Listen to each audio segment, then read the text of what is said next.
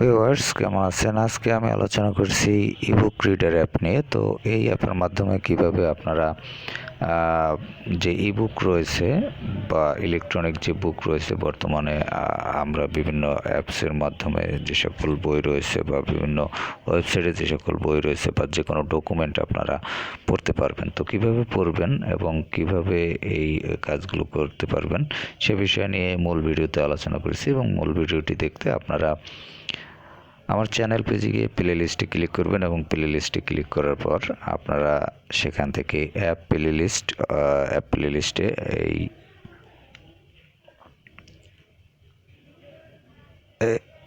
অ্যাপটি পেয়ে যাবেন। এছাড়াও এডুকেশন প্লে লিস্টে আপনারা অ্যাপটি পেয়ে যাবেন। তো ভালো থাকবেন, কথা হবে আবার পরবর্তীতে। আর আমার চ্যানেলটি খুঁজে পেতে @channelview24 লিখে সার্চ করবেন ইউটিউবে, তাহলে পেয়ে যাবেন।